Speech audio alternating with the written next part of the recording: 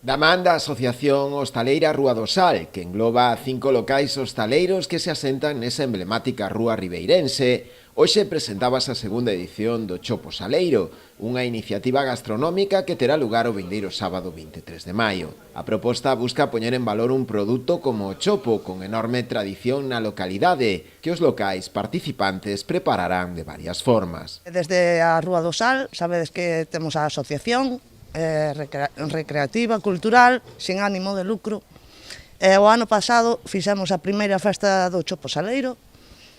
Como vedes, este é o segundo ano, con máis actuacións musicais, tapas variadas, donde esperemos que Ribeira disfrute. As tapas son croquetas de chopo, empanada de chopo e arroz con chopo na súa tinta. Para poder realizar o evento, a entidade botará man tamén da colaboración da Confraría de Pescadores e da propia lonxa, que fornecerán ao redor duns 140 kilos deste cefalópodo. Sinto-me moi contento, moi orgulloso, pois que hubieran contado con nós, porque ao mesmo tempo que se vai a facer un acto cultural, pois vamos a poder promocionar un produto estrella daqui da lonja de Ribeira, non? Produto estrella que pesca a nosa xente, que pescamos aquí dentro da ría. Pois é unha das 10 primeiras especies da lonxa de Ribeira, depende do ano, pero é unha especie fundamental, sobre todo para pequeniñas embarcacións que en distintas épocas pois se dedican a pescar chopo aquí dentro da ría.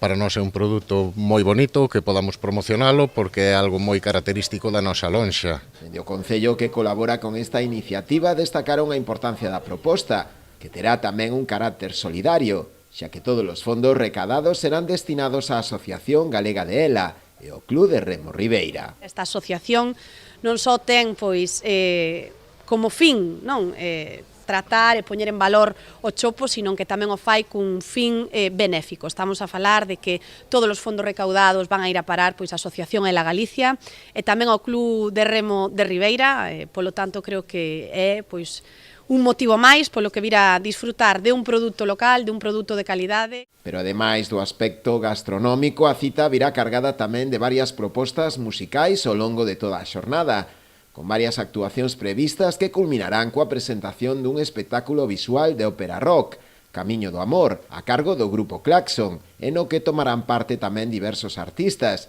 entre eles o propio Toñito de Poi. Nada, son un narrador e, como dicía antes, está toda a historia vertebrada con grandes clásicos que nos enamoraron a todos. Solo vou dar un tema que é Still Loving You.